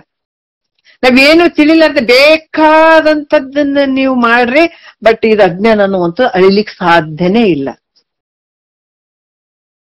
ಇದನ್ನ ತಿಳ್ಕೊಳ್ಬೇಕಾದ್ರೆ ಪಕ್ಕ ಶ್ರವಣ ಆಗ್ಬೇಕು. ಆದಾಗ ಮಾತ್ರ ಒಳಗಡೆ ಏನ್ ಅಜ್ಞಾನದ ಬೇರುಗಳು ಸಮೇತ ಕಿತ್ತಿ ಹೋಗಿಬೇಕಂದಾಗ ಶ್ರವಣ ಬಹಳ ಮುಖ್ಯ. ಇಲ್ಲ ಶ್ರವಣ ಮನನ ನಿಧಿಧ್ಯಾಸ. ಇಲ್ಲಿ ಕೂಡ ಇವನ್ನ ಈ ಅನ್ನಮಯ ಕೋಶ ಅಂದ್ರೆ ಏನು, ಅದಕ್ಕೆ ಊಟ ಹಾಕಿದಾಗ ಇದ ಶರೀರ ಬೆಳೀತದ ಅನ್ನದಿಂದ. ಯಾಕಂದ್ರ ಇದು ಬಂದಂಥದ್ದು ಅನ್ನದಿಂದನೇ ರಕ್ಷಣೆ ಆಗುವಂಥದ್ದು. ಅನ್ನ ಹಾಕದೇ ಇದ್ರೆ ಇದು ಹೋಗ್ತದ, ಜನನ ಮರಣಕ್ಕೆ ಗುರಿ ಆಗ್ತದೆ ಈ ಶರೀರ. ಇದನ್ನ ಇಷ್ಟು ತಿಳ್ಕೊಳ್ಳೋದು. ಅದ್ರೊಳಗಡೆ ಪ್ರಾಣಮಯ ಕೋಶ, ಇದು ಶರೀರವನ್ನು ಒತ್ಕೊಂಡು ತಿರುಗಾಡುವಂಥದ್ದು. ಯಾವ್ದಪ್ಪ ನಮ್ಮ ಶರೀರದ ಒಳಗ ಈ ಪ್ರಾಣಮಯ ಕೋಶ ಐತೆ. ಇದ್ರ ಕೆಲಸ ಏನು, ಇದು ಶಿವ ತೃಷಗಳಿಗೆ ಗುರಿ ಆಗುವಂತ ಇದ್ರ ಧರ್ಮ. ಮತ್ತೆ ನಾವು ಮನೋಮಯ ಕೋಶ, ಇದ್ರೊಳಗೆ ಪ್ರಾಣಮಯ ಕೋಶದೊಳಗೆ ಮನೋಮಯ ಕೋಶ, ಇದು ಸಂಕಲ್ಪ ವಿಕಲ್ಪ ಮಾಡ್ಕೊಡೋದು ಅದು. ಅದು ಮತ್ತೆ ತಿರ್ಗ ವಿಜ್ಞಾನಮಯ ಕೋಶ, ಅದು ನಿರ್ಧಾರ ಮಾಡುವಂಥದ್ದು. ಆಮೇಲೆ ಆನಂದಮಯ ಕೋಶ, ಇದು ಆನಂದಮಯ ಕೋಶ ಅಂತಂದ್ರೆ ಮತ್ತೆ ನಾವು ಈ ಹಲವಾರು ವಿಷಯಗಳಲ್ಲಿ ಆನಂದ ಪಡುವಂತದ್ದಾಗಿರ್ಬೋದು. ನಿದ್ರಾ ಆನಂದ ಆಗಿರ್ಬೋದು, ಅದು ಕೂಡ ಆನಂದ. ಆದ್ರೆ ಅದು ನಿಜವಾದ ಆನಂದ ಏನಂದ್ರೆ ಅಲ್ಲ, ಅದ್ರ ಅಚ್ಚಿ ಕಡೆ ಇರುವಂತದ್ದು. ಇವೆಲ್ಲ ನೇತಿಗಳಿರುವಂತದ್ದು. ಯಾವಾಗ ಇವೆಲ್ಲ ನಾವು ತಿಳ್ಕೊಳಕತ್ತೀವಿ, ವಿಚಾರ ಮಾಡಕತ್ತೀವಿ ಅಂದ್ರೆ ಇವು ನಾವಲ್ಲ. ಅನ್ನಮಯ ಕೋಶ ನಾನಲ್ಲ, ಪ್ರಾಣಮಯ ಕೋಶ ನಾನಲ್ಲ, ಮನೋಮಯ ಕೋಶ ನಾನಲ್ಲ, ವಿಜ್ಞಾನಮಯ ಕೋಶ ನಾನಲ್ಲ, ಆನಂದಮಯ ಕೋಶ ನಾನಲ್ಲ. ಇವೆಲ್ಲವನ್ನ ನೇತಿಗಳಿದ ಉಳಿದ ಸಾಕ್ಷ್ಯದ ಚಿನ್ಮಯ ಪ್ರತ್ಯೇಗಾತ್ಮನೆ ತಾನೆಂದು ಅರಿಯದೆ ಸುಮ್ನೆ ನಮ್ಗ ಆಗ್ತದಂದ್ರ ಇಂತ ನಿಜ ಸುಖ ಮುಕ್ತಿ ಆಗ್ತದನೇ? ಇಲ್ಲಂದ್ರೆ ಇದನ್ನೇನು ವಿಚಾರ ಮಾಡದೆ ಮುಕ್ತಿ ಆಯ್ತು ಅಂದ್ರೆ ಆಗ್ಬಿಡ್ತದೇನ? ಖಂಡಿತ ಸಾಧ್ಯ ಇಲ್ಲ. ಆಮೇಲೆ ಇದು ಯಾವಾಗ ಇವನ್ನ ನಾವು ವಿಚಾರ ಮಾಡ್ತಾ ಹೋದಾಗ ಸಂಶಯ ಕೂಡ ಉಳಿಯಂಗಿಲ್ಲ ಅಲ್ಲಿ. ಯಾಕಂತಂದ್ರ ಇಲ್ಲಿ ಈ ದೇಹಕ್ಕೆ ಸಾಕ್ಷಿಯಾಗಿರುವಂತಹದ್ದು, ಎಲ್ಲಕ್ಕೂ ಸಾಕ್ಷಿಯಾಗಿರುವಂತ ಸಾಕ್ಷಿ ರೂಪದಿಂದ ನಾನೇ ಇದ್ದೀನಿ ಅನ್ನುವಂಥದ್ದು ನಿಶ್ಚಯ ಮಾಡುವಂಥದ್ದು. ವಿಚಾರ ಮಾಡ್ಬೇಕು, ಎಲ್ಲವನ್ನ ನಾನೇ ತಿಳಿತೀನಿ. ತಿಳಿಯುವಂಥವ್ ನೀನು, ತಿಳಿಸಿಕೊಳ್ಳುವಂಥದ್ದು ಎಲ್ಲ ವಸ್ತು. ದೃಶ್ಯವಾಗಿ ತಿಳಿಯುವಂಥದ್ದು ನೀನ್ ದೃಶ್ಯ. ಯಾಕಂದ್ರೆ ತಿಳಿಸಿಕೊಳ್ಳುವಂತ ದೃಶ್ಯ ಪದಾರ್ಥಗಳು ಎಲ್ಲವೂ ಎಲ್ಲವನ್ನ ಇದ್ರಿಟ್ಟು ಹರಿಯುವಂತ ಸಾಕ್ಷಿ ಪ್ರತ್ಯೇಗಾತ್ಮ ಸ್ವರೂಪ ನಾನಿದ್ದೀನಿ ಅನ್ನುವಂಥದ್ದು ಪದೇ ಪದೇ ಪದೇ ವಿಚಾರ ಮಾಡ್ಬೇಕೆಲ್ಲ. ಪ್ರತಿಯೊಂದು ನಾವು ನೋಡುವಂಥದ್ದು ಅದೇ ಹೇಳ್ತಾರಲ್ಲ, ಎಲ್ಲ ನಾವು ಒಂದೊಂದು ಊರು ನೋಡ್ರಿ ಎಂಥ ಸದ್ಗುರು ಹೆಂಗ್ ಮಾಡ್ಬಿಡ್ತಾನ ಒಬ್ಬ ವ್ಯಕ್ತಿನ ಅಂತಂದ್ರೆ, ನಮ್ಗೆ ಈ ಜಗತ್ ಬಹಳ ದೊಡ್ಡದಾಗಿರ್ತದಲ್ಲ, ಸದ್ಗುರು ವಾಕ್ಯ ಕೇಳ್ತಾ ಕೇಳ್ತಾ ಅದ್ರ ರೀತಿ ನೀತಿಗಳೇ ಬೇರೆ ಆಗ್ಬಿಡ್ತಾವ. ಯಾಕಂತಂದ್ರ ನೋಡ್ರಿ ಬಹಳಷ್ಟು ವಿಚಾರಗಳು ಇಲ್ಲಿ ಹೇಳ್ತಾರ. ಅದಕ್ಕೆ ಲಿಂಗ ಮಧ್ಯೆ ಜಗತ್ತು, ಲಿಂಗಮಯಂ ಜಗತ್ತು ಅನ್ನುವಂಥದ್ದು. ಶರೀರದೊಳಗ ನಾನು ಇದ್ದೀನಿ ಅಂತನ್ನುವಂತ ಭಾವ ಹೋಗಿ ನನ್ನೊಳಗೆ ಶರೀರ ಇದೆ ಅನ್ನುವಂತ ಭಾವ ಬರ್ಬೇಕಂದ್ರ ಸಾಮಾನ್ಯ ಅಲ್ಲ. ಅದು ಎಲ್ಲಕ್ಕೂ ಸಾಕ್ಷಿ ರೂಪವಾಗಿರುವಂತವ್. ನಾನು ಯಾವ್ದೋ ಒಂದು ಜಾತ್ರೆ ಒಳಗ್ ನಿಂತು ನೋಡ್ತಾ ಇದ್ದಾಗ ಕೆಲವೊಂದು ನಮ್ಮ ಮನ್ಸಿಗೆ ಬರ್ತಾವಲ್ಲ, ಅವಾಗ ನೋಡ್ಬೇಕು 50 ವರ್ಷದಿಂದಗಡೆ ಆ ಜನ ಇರ್ಲಿಲ್ಲ, ಇನ್ನು ಮುಂದಿನ 50 ವರ್ಷಕ್ಕೆ ಹೋದ್ರ ಅವ್ ಯಾರು ಇರೋದೇ ಇಲ್ಲ. ಯಾಕೆ? ದೃಶ್ಯವಾಗಿ ತಿಳಿಸಿಕೊಳ್ಳುವಂತ ವಸ್ತು ಯಾವುದು ಇರಂಗಿಲ್ಲ. ಎಲ್ಲ ಅದಕ್ಕೆ ಆರು ನಾನೆಂದು ವಿಚಾರಿಸು ವಿಷಮ ಅಂದ್ರೆ ಇದು ಸಮಸ್ಥಿತಿಯಲ್ಲಿ ಇರುವಂತದ್ದಲ್ಲ. ಇದು ಎಲ್ಲ ಹೋಗುವಂತ ಯಾವ್ದನ್ನ ತೋರ್ತದ ಅದೆಲ್ಲ ಇದ್ದಂಗ ತೋರ್ದಂಗ ಆಗ್ತದೆ. ಎಲ್ಲ ಮಾಯೆ ಮಿಶ್ರಿತವಾದಂತ ಜಗತ್ತಿದು, ಮಾಯೆಯಿಂದ ಕೂಡಿದಂತ ಜಗತ್ತು. ಏನಾದ್ರೂ ಸತ್ಯ ಕಾಣಿಸ್ತದ, ಸತ್ಯವಾಗಿರ್ತದೇನೋ ಅಂದ್ರೆ ಇಲ್ಲ, ತೋರಿ ಅಡಗುವಂತದ್ದು ಕ್ಷಣಿಕ. ಅದಕ್ಕೆ ಪರಮಾತ್ಮ ಹೇಳ್ತಾನ, ಅದ್ ಹೆಂಗ್ರಿ ಜಗತ್ ಇಷ್ಟೆಲ್ಲಾ ಮಾಡ್ತೀವಿ, ಅದ್ ಹೆಂಗ ಸುಳ್ಳರಿ ಅಂತಂದ್ರ ನಿದ್ರೆ ಒಳಗ್ ನೋಡು. ಯಾಕ ಅದಕ್ಕೂ ಎಲ್ಲದಕ್ಕೂ ಪ್ರಾಕ್ಟಿಕಲ್ ಆಗಿ ಇಟ್ಟಿದ್ದಾನತ್ತ. ನಿದ್ರೆ ಒಳಗ ಏನೈತಪ್ಪ, ನಿಂದ ಆಸ್ತಿ ಐತ, ಅಂತಸ್ತ ಐತ, ಸಂಸಾರ ಐತೆ, ಒಂದ್ ಕ್ಷಣ ನೋಡು ನೀನು. ಯಾಕೆ ಮಾಯ ಐತಲ್ಲಿ? ನಿನ್ನ ಶರೀರ ಯಾಕೆ ಮಾಯ ಆಯ್ತು? ನಿನ್ನ ಸಂಸಾರ ಯಾಕೆ ಮಾಯ ಆಯ್ತು? ನಿನ್ನ ಹೆಂಡತಿ ಮಕ್ಕಳು ಸತ್ಯ ಅನ್ಕೊಂಡ್ ಕುಂತಿಯಲ್ಲ, ಅವ್ರೆಲ್ಲ ಯಾಕೆ ಮಾಯ ಆದ್ರು? ಎಲ್ಲ ಕಾಣ್ಬೇಕಾಗಿತ್ತಲ್ಲ ನಿದ್ರೆ ಒಳಗ, ಯಾಕೆ ಕಾಣ್ಲಿಲ್ಲ? ಅಂದ್ರೆ ಇದು ಮಾಯೆ ಅನ್ನುವಂಥದ್ದು. ಇದು ಸತ್ಯ ಅಲ್ಪ, ಈ ಜಗತ್ತು ಸತ್ಯ ಅಲ್ಲ. ನಿನ್ ಕ್ಷಣದಲ್ಲೇ ಜಾಗ್ರ, ಸ್ವಪ್ನ, ಸುಸುಪ್ತಿ ನೋಡು. ಸೃಷ್ಟಿ ತೋರ್ದಂಗಾಯ್ತು, ಅಡಿಗದಂಗಾಯ್ತು. ಎಲ್ಲಿ ಜಾಗ್ರದಲ್ಲಿ ಎಂಥ ವ್ಯವಹಾರ ಮಾಡ್ತೀವಂದ್ರೂ ಕೂಡ ನಾವು ಮಲಗಿದಾಗ ಇದು ಯಾವುದು ಇಲ್ಲ. ಅಲ್ಲಿ ನೀನೇ ನಿನ್ನ ಬಿಟ್ರೆ ಮತ್ತೇನೋ ಒಂದು ವಸ್ತು ಇಲ್ಲ ನೋಡ್ರಿ. ಹಂಗಾಗಿ ಇಲ್ಲಿ ಕೂಡ ಪ್ರತಿ ಎಲ್ಲದಕ್ಕೂ ಸಾಕ್ಷಿ ರೂಪವಾಗಿ ನಾನೇ ಇದ್ದೀನಿ ಅನ್ನುವಂಥದ್ದು ಸದ್ಗುರು ಹೇಳಿದಂಗ ತಿಳಿತಾ ತಿಳಿತಾ ತಿಳಿತಾ ಹೋಗುವಂಥದ್ದು. ಈ ರೀತಿ ತನ್ನಂತಾನು ವಿಚಾರ ಮಾಡ್ದೇನೆ ನಿಜ ಸುಖವನ್ನು ಪಡಿಲಿಕ್ಕೆ ಸಾಧ್ಯ ಆಗಂಗಿಲ್ಲ. ಇದಕ್ ನೋಡ್ರಿ ಏನ್ ಬೇಕೈತೆ ಹೇಳ್ರಿ. ಭಗವಂತ ಕೊಟ್ಟಿದ್ದಾನ ಪಂಚಭೂತಗಳು, ಆಕಾಶ, ವಾಯು, ಅಗ್ನಿ, ಜಲ, ಪೃಥ್ವಿ, ಹೌದಲ್ಲ, ಎಲ್ಲಾನು ಇದ್ರಲ್ಲೇ ಬಳಸಿ, ಇದ್ರಲ್ಲೇ ಉಂಡು ತಿಂದು, ಇದೇ ಟೈಮು, ಇದೇ ದಿವಸ, ಇದೇ ವಾರ, ಇದ್ರಲ್ಲೇ ಮಹಾತ್ಮರು ಮಾಡ್ಕೊಂಡ್ರು. ನಾವಿನ್ನು ಬ್ಯಾರೆ ಬ್ಯಾರೆದೇನೇನೋ ಅಂತೀವಿ. ಮಹಾತ್ಮರು ಇದ್ರಲ್ಲೇ ಇದೇ ಪಂಚಭೂತ, ಅವ್ರನ್ನು ಹುಟ್ಟಿದ್ರು, ಅವ್ರನ್ನು ಇದೇ ಗಾಳಿ, ಇದೇ ನೀರು, ಇದೇ ಬೆಳಕು, ಇದೇ ಸೂರ್ಯ, ಇದೇ ಚಂದ್ರ, ಇದೇ ಶರೀರ, ಸಪ್ತಧಾತು ಸಮಂ ಪಿಂಡ ಹೇಳ್ತಾರೆ. ಸಪ್ತಧಾತುಗಳು ಎಲ್ಲಾ ಶರೀರದಲ್ಲಿರುವಂತ ಅವ್ರ ಶರೀರದಾಗಿದ್ರು, ಅವರು ಗೆದ್ದು ಬಿಟ್ರು. ಅದಕ್ಕೆ ಮಹಾತ್ಮರು ಯಾವಾಗ ನಿನ್ನನೆ ನೀನ್ ಇದಕ್ಕೇನ್ ಬೇರೆ ಹೊರಗಡೆಯಿಂದ ಬಂಡವಾಳ ಹಾಕ್ಬೇಕನ್ನೋದಲ್ಲ, ಎಲ್ಲಾದ್ರೂ ಹೋಗಿ ಗುಡಿಯಾಗ ಗುಹೆ ಒಳಗ್ ಕೂತ್ಕೊಳ್ಬೇಕನ್ನೋದಲ್ಲ, ಏನಿಲ್ಲ ನೋಡ್ರಿ. ಸದ್ಗುರು ವಾಕ್ಯ ಕೇಳ್ಬೇಕು, ಕೇಳುವಂತ ಭಾವ ಇರ್ಬೇಕು, ತಿಳ್ಕೊಳ್ಬೇಕು, ತನ್ನಂತಾನು ಒಳಗಡೆ ತನ್ನಂತಾನೆ ವಿಚಾರ ಮಾಡುವಂಥದ್ದು. ಈ ರೀತಿ ಮಾಡಿದಾಗ ಮಾತ್ರ ನಿಜ ಸುಖ ಆಗ್ತದ, ಅಂದ್ರ ಮುಕ್ತಿ ಆಗ್ತದ, ಆನಂದ ಆಗ್ತದ ಅನ್ನುವಂಥ ವಿಚಾರವನ್ನ ಹೇಳ್ತಾ ಇದ್ದಾರೆ. ಅದು ಮಾಡದೇ ಇದ್ರೆ ಖಂಡಿತ ಸಾಧ್ಯ ಇಲ್ಲ. 3ನೇ ನುಡಿಯಲ್ಲಿ ಕೂಡ ಹೇಳ್ತಾರ. ಏನ್ ಹೇಳ್ತಾರ? ಎರಡೆನ್ನದೆ ಒಂದೆಂಬ ಬಗೆ ನಿರಿಸದೆ, ಪರವಶ ಮೀರದೆ, ಚೇತರಿಸದೆ, ಏನೊಂದು ಪೊರಗಾಣಿಸದೆ, ಶಂಭುಲಿಂಗವಾಗಿ ನಿರುತಿಹ ನಿಜ ಮುಕ್ತಿಯನ್ನು ಕಂಡಂಗಲ್ಲದೆ. ನೋಡ್ರಿ ಎಷ್ಟ್ ಚಂದ ಹೇಳ್ತಾರ. ಯಾಕಂತಂದ್ರ ಯಾವಾಗ ಶಂಭುಲಿಂಗ ತಾನೇ ಇದ್ದೀನಿ, ಅಹಂ ಬ್ರಹ್ಮಾಸ್ಮಿ, ಸದ್ಗುರು ಎಷ್ಟು ಚಂದ ಹೇಳಿದಾರ ನೋಡ್ರಿ. ಮಹಾವಾಕ್ಯಗಳು ನೀನೇ ಪರಮಾತ್ಮ ಅಂತಾನೆ ಹೇಳುವಂತದ್ದು. ಜಗತ್ತಿನಾಗ ತುಂಬಿರುವಂತದ್ದು ಪರಬ್ರಹ್ಮ ಸ್ವರೂಪನೇ. ಸದ್ಗುರು ನಿನ್ ತಲೆ ಮೇಲೆ ಕೈ ಇಟ್ಟು ಹೇಳ್ದನ್ನಂದ್ರೆ ನೀನ್ ಪರಮಾತ್ಮ ಅಂತಾನೆ ಹೇಳಿರ್ತಾನತ. ಏನಿದು ಓಂ ನಮಃ ಶಿವಾಯ, ನಮಃ ಶಿವಾಯ, ಇವೆಲ್ಲ ಏನ್ ಅರ್ಥ ಅಂದ್ರೆ, ಈ ಸೋಹಂ 2 ಅಕ್ಷರದ ಮಂತ್ರ ಆಗಿರ್ಬೋದು, ಷಡಾಕ್ಷರಿ ಮಂತ್ರ ಆಗಿರ್ಬೋದು, ಪಂಚಾಕ್ಷರಿ ಮಂತ್ರ ಆಗಿರ್ಬೋದು, ಇದೆಲ್ಲವನ್ನು ಸದ್ಗುರು ನಿನಗೆ ಹೇಳುವಂಥದ್ದು ಒಂದೇ ಉದ್ದೇಶ, ನೀನೇ ಪರಮಾತ್ಮ ಅನ್ನುವಂಥದ್ದೇ. ಅದನ್ನ ತಿಳಿಲಾರ್ದಕ್ಕಾಗಿ ನಮಗೇನಾಗಿರ್ತದ, ಭ್ರಮೆದಿಂದ ಕೂಡಿರ್ತದಲ್ಲ ನಮ್ಮ ಮತಿ ಬುದ್ಧಿ. ಹಂಗಾಗಿ ಬೇಗ ಅದನ್ನ ತಗೊಳಕ್ ಆಗಂಗಿಲ್ಲ. ಹಂಗಾಗ್ಬಿಟ್ಟು ನಾವು ಹಂತವಾಗಿ ಬರ್ಬೇಕಾಗ್ತದ. ಕರ್ಮ, ಉಪಾಸನೆ, ಜ್ಞಾನಕ್ಕೆ. ಯಾಕಂದ್ರ ಒಂದೇ ಸಲಕ್ಕೆ ಜ್ಞಾನಕ್ಕೆ ಬರಕ್ ಆಗಂಗಿಲ್ಲ. ಕರ್ಮದಲ್ಲಿ ಏನಾಗ್ತದ ಅಂತಕನ ಶುದ್ಧಿ ಕೆಲಸ ನಡೀತದ ಅಲ್ಲಿ. ಮತ್ತೆ ನಾವ್ ಇದು ಕೇಳಕತ್ತೀವಿ, ತಿರ್ಗಾ ಕರ್ಮಕ್ಕೆ ಹೋಗ್ಬೇಕೇನ್ರಿ ಅಂತ ಹಂಗಲ್ಲ ಅದು. ಯಾಕಂದ್ರೆ ಜನ್ಮ ಜನ್ಮಾಂತರದಲ್ಲಿ ಬಂದಿರ್ತದೆ ಇದು. ಇವತ್ತ ಜ್ಞಾನ ನಾವು ಕುಂತು ಕೇಳ್ತಾ ಇದ್ದೀವಿ ಅಂತಂದ್ರೆ ಒಂದು ಜನ್ಮದ್ದಲ್ಲ ಅದು. ಅದಕ್ಕೆ ಹೇಳ್ತಾರೆ, ಇದನ್ನೊಮ್ಮೆ ಕೇಳಿ ತಿಳಿದೊಡೆ ಅಂತ ಹೇಳಿದಾರ ಅವರು.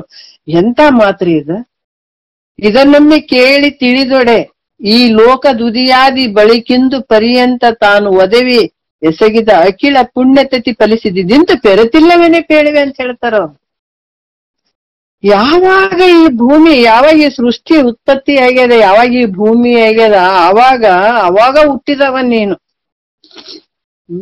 ಅಲ್ಲಿಂದ ಹಲವಾರು ಶರೀರಗಳನ್ನ ತೊಟ್ಕೊಂಡು ಬಂದಿರಿ. ಈಗ ಹೆಂಗ ಹುಟ್ಟಿನಿಂದ ಸಾಯೋರಿಗೆ ಬಟ್ಟೆಗಳು ಬಿಸಾಕಿವಲ್ಲ, ಹಿಂಗೆ ಬಿಸಾಕು ಅಂತ ಬಂದಿವಿ. ನೆನಪೈತೆ ನಮ್ಗೆ ಇವತ್ತೇನಾರ ಇಂಥ ಬಟ್ಟೆಗಳು ಇಷ್ಟು ಹುಟ್ಟಿನ್ರಿ, ಬಾಲ್ಯದಾಗ ಇಷ್ಟು ಬಟ್ಟಿ ಹುಟ್ಟಿನ್ರಿ, ಯೌವನದಾಗ ಇಷ್ಟು ಬಟ್ಟಿ ಹುಟ್ಟಿನ್ರಿ ಅಂತ ಏನಾದ್ರ ನೆನಪೈತೆ ನಮ್ಗ?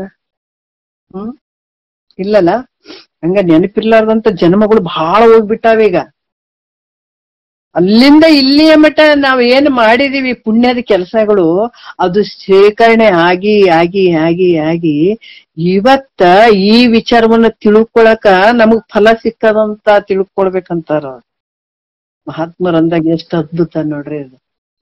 ಅದಕ್ಕೆ ಇಲ್ಲಿ ಕೂಡ ಹೇಳ್ತಾರೆ, ಏನ್ ಹೇಳ್ತಾರ ಅಂತ ಶಂಭುಲಿಂಗ ಸ್ವರೂಪ ನಾನಿದ್ದೀನಿ ಅನ್ನುವಂಥದ್ದು ವಿಚಾರ ಯಾವಾಗ ಸತತ ಎಡೆಬಿಡದೆ ನಾವ್ ಮಾಡ್ತಾ ಹೋದಾಗ ಅವಾಗ ನಿಜ ಮುಕ್ತಿಯನ್ನ ಪಡ್ಕೊಳ್ಳೋದಂದ್ರೆ ಸಿಗುವಂಥದ್ದು.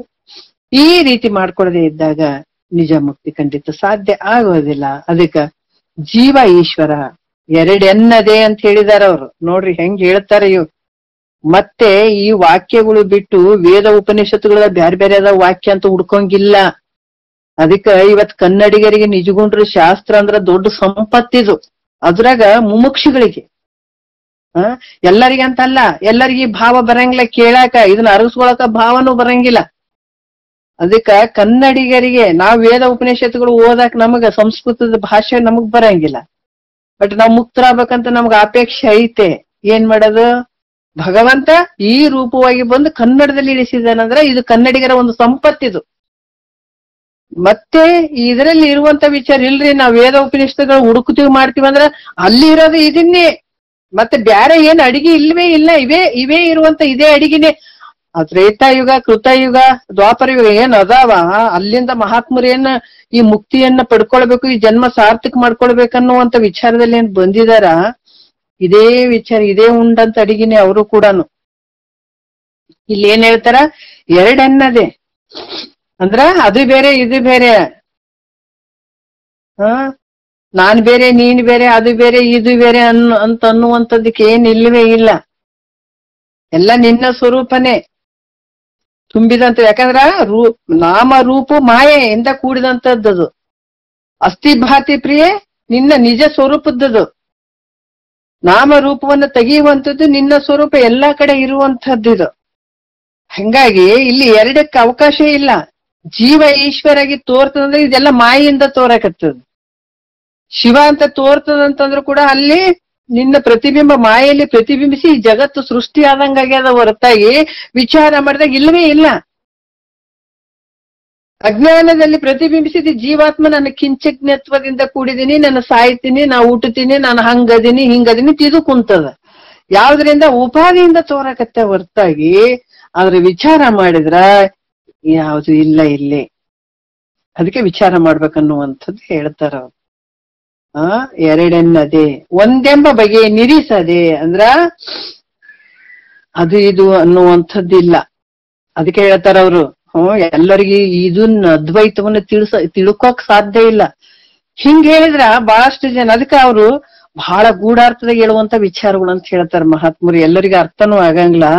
ಯಾಜ್ಞವಲ್ಕರು ಹೇಳ್ತಾರ, ಮತಿಯುಂಟೆ ಜಡರಿಗೆ ಅದ್ವೈತವನ್ನು ಅರಿಯಲಿಕ್ಕೆ ಸತಿನಿನೇ ಸುಕೃತಿ ಪೇಳುವೆನು ಕೇಳು ಅಂತ ಹೇಳ್ತಾರ ಅವರು. ಅದ್ವೈತ ಅಂದ್ರ ಇದು ಸಾಮಾನ್ಯವಾಗಿ ಹಂಗ ಎಲ್ಲಾರು ಇದನ್ನ ಯಾಕಂದ್ರ ಕರ್ಮದಲ್ಲಿ ಇರುವಂತವ್ರು ಒಪ್ಪಂಗಿಲ್ಲ. ಅದ್ ಹೆಂಗ್ರಿ ಇದ್ ಹೆಂಗ್ರಿ ಅಂತ ಹೇಳಕ್ ಬರ್ತಾರ. ಅದಕ್ಕೆ ಯಾಜ್ಞವಲ್ಕರು ಹೇಳ್ತಾರ, ಮತಿ ಉಂಟು ಜಡರಿಗೆ ಅದ್ವೈತವನ್ನು ಅರಿಯಲಿಕ್ಕೆ, ಅದ್ವೈತವನ್ನ ಅವ್ರಿಗೆ ತಿಳ್ಕೊಳ್ಬೇಕಾದ್ರ ಅವ್ರ ಅಷ್ಟು ಪುಣ್ಯ ಬೇಕಲ್ಲ. ಅದು ಮೈತ್ರ, ನೀ ಎಷ್ಟು ಪುಣ್ಯ ಇದೆಯಲ್ಲ, ಇದನ್ನ ಕೇಳಕತ್ತಿದಿ ನೀನು, ಅದ್ವೈತದ ವಿಚಾರವನ್ನೇ ಕೇಳಕತ್ತಿದಿ. ಮತಿಯುಂಟೆ ಜಡರಿಗೆ ಅದ್ವೈತವನ್ನು ಅರಿಯಲಿಕ್ಕೆ ಸತಿನಿನ ಸುಕೃತಿ, ಎಷ್ಟು ಪುಣ್ಯ ಮಾಡಿದೀನಿ ನೀನು ಇದನ್ನ ಕೇಳಾಕ. ಸುಕೃತಿ, ಅಷ್ಟು ಪುಣ್ಯ ಮಾಡಿದೆ. ಕೇಳು, ನೀ ಕೇಳು ಸುದತಿ ಕೇಳು, ಈ ವಿಶ್ವದೊಳಗೆ ನಿನ್ನಂತೆ ಪದಪಿಂದೆ ಕೇಳಿದವರು ಯಾರು ಉಂಟಂತ ಹೇಳ್ಬಿಟ್ಟಾರ್ರಿ ಅವರು. ಅದರಿಂದ ಧನ್ಯ ನೀನು, ಅದರಿಂದ ಕೃತಾರ್ಥ ನೀನು, ಅದರಿಂದ ನೀನಿಲ್ಲ ಕೃತಕೃತ್ಯ, ಅದರಿಂದ ನಿನಗೆ ಪೇಳುವನ್ನು ಕೇಳು ಮೈತ್ರಿ, ಪದಪಿಂದ ಅದ್ವೈತವನ್ನ ವಿಷಯವನ್ನು ಅಂತ ಹೇಳ್ತಾರೆ. ಎಷ್ಟು ಅದ್ಭುತವಾಗಿ ಹೇಳ್ತಾರ. ಹಂಗಾಗಿ ಇಲ್ಲಿ ಕೂಡ ಜೀವ ಈಶ್ವರು, ಜೀವ ಬೇರೆ ಶಿವ ಬೇರೆ ಅಂತ ಅನ್ನೋದೇ. ಅದಕ್ಕೆ ಅವಕಾಶ ಇಲ್ಲ. ಅವಕಾಶ ಇಲ್ಲ ಅಂದ್ರ ಜೀವಾತ್ಮ ಪರಮಾತ್ಮ ಅನ್ನುವಂಥದ್ದು ಉಪಾಧಿಯಿಂದ ತೋರಿದಂಗ ಆಗ್ತದೆ. ಇರುವಂತದ್ದು ಒಂದೇ ಸ್ವರೂಪನೇ ಇರುವಂತದ್ದು ಇಲ್ಲಿ. ಹಂಗಾಗಿ ಇಲ್ಲಿ ಅದು ದ್ವೈತ ತೋರದೆ ಏಕಮೇವ ಅದ್ವಿತೀಯಂ ಅಖಂಡ ಬ್ರಹ್ಮವೇ ನಾನನ್ನುವಂತ ಅದ್ವೈತ ಭಾವನೆಯನ್ನ ಇರಿಸದೆ ಮುಕ್ತಿ ಆಗ್ಬೇಕಾಗಿತ್ತಂತಂದ್ರೆ ನೀನು ಏಕಮೇವ ಅದ್ವಿತೀಯಂ ಅಂದ್ರ ಅಖಂಡ ಬ್ರಹ್ಮವೇ ನಾನು ಇದ್ದೀನಿ ಅನ್ನಂತ ಅದ್ವೈತ ಭಾವನೆ ಮಾಡ್ಬೇಕಂದ್ರೆ ಏಕವಾಗಿರುವಂಥದ್ದು, ನೋಡುವಂಥದ್ದು ನನ್ನ ಸ್ವರೂಪನೇ ಎಲ್ಲಾ ಕಡೆ. ಬೇರೆ ಏನಾರ ಐತೇನು? ಸೂರ್ಯ ಎಲ್ಲಾ ಕಡೆ ಒಬ್ನೇ ಅದಾನೆ, ಬೇರೆ ಬಹಳ ಮಂದಿ ಅದಾರೇನು ಅಲ್ಲ? ಮತ್ ಕೊಡದಲ್ಲಿ ಬಹಳಷ್ಟು ಕೊಡಗಳು ಇಟ್ಟಾಗ ಅಲ್ಲಿ ಅಲ್ಲಿ ನೀರಿನಲ್ಲಿ ಪ್ರತಿಬಿಂಬಿಸಿದಂತ ಸೂರ್ಯರು ಬಹಳ ಕಾಣಿಸ್ತಾರ. ಆದ್ರೆ ಸೂರ್ಯರು ಬಹಳ ಮಂದಿ ಅದಾರೇನು?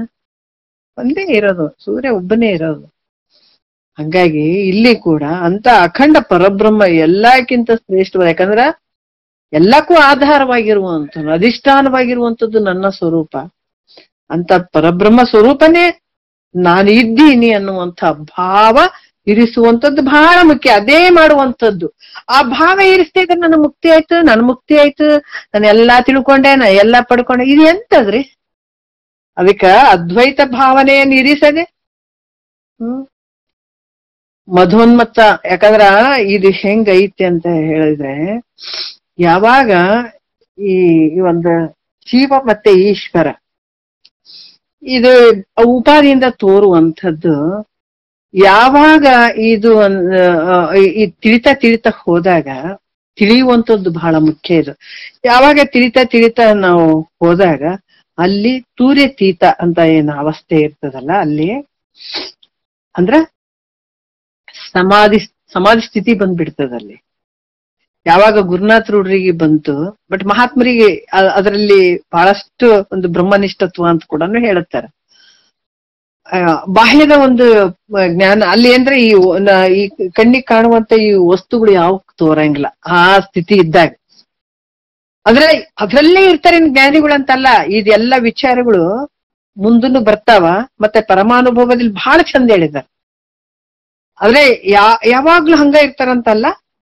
ಮಹಾತ್ಮರಿಗೆ ಬ್ರಹ್ಮನಿಷ್ಠತ್ವ ಅನ್ನುವಂಥದ್ದು ಒಂದು ಏನಂದ್ರ ಒಂದು ಬಿಲ್ಡಿಂಗ್ಗಳು ಮನೆ ಕಟ್ಟಿರ್ತಾರ ನೋಡ್ರಿ, ಫಸ್ಟ್ ಫ್ಲೋರ್ ಸೆಕೆಂಡ್ ಫ್ಲೋರ್ ಅಂತ ಅವ್ರು ಕಟ್ಟಿರ್ತಾರ ಮನೆ ಯಜಮಾನ್ರಿಗೆ. ತಕ್ಷಣ ಈ ಫ್ಲೋರ್ ನಲ್ಲಿ ಇರೋದು ಆ ಫ್ಲೋರ್ಗೆ, ಯಾಕಂದ್ರೆ ಯಾರಿಗೆ ಅಪ್ಪಣೆ ಪಡೆಯೋದು ಬೇಕಾಗಿಲ್ಲ ಅಥವಾ ಏನಿಲ್ಲ, ಅವ್ರಿಗೆ ಗೊತ್ತಿರ್ತದೆ. ಇವಾಗಂತೂ ಲಿಫ್ಟ್ ಇರ್ತಾವ, ಪಟ್ನ ಹಿಂಗ್ ಹೋದ ತಕ್ಷಣ ಮ್ಯಾಲ ಹೋಗ್ಬಿಡ್ತೀವಿ, ಮತ್ತೆ ಕೆಳಗ್ ಬಂದ್ಬಿಡ್ತೀವಿ, ಹಿಂಗೆಲ್ಲಾ ಮಾಡ್ತೀವಿ. ಅದು ಸ್ವಂತ ಮನೆ ಇದ್ದವ್ರು ಮತ್ತೆ ಯಜಮಾನ್ರೆ ಪಟ್ನ ಮೇಲೆ ರೂಮ್ನಾಗ ಇದ್ದಾರಂದ್ರೆ ಕೆಳಗಡೆ ಇರ್ತಾರೆ, ಕೆಳಗಡೆ ಇದ್ದಾರಂದ್ರೆ ಮೇಲ್ಗಡೆ ಇರ್ತಾರ, ಹೇಳಕ್ ಆಗಲ್ಲ.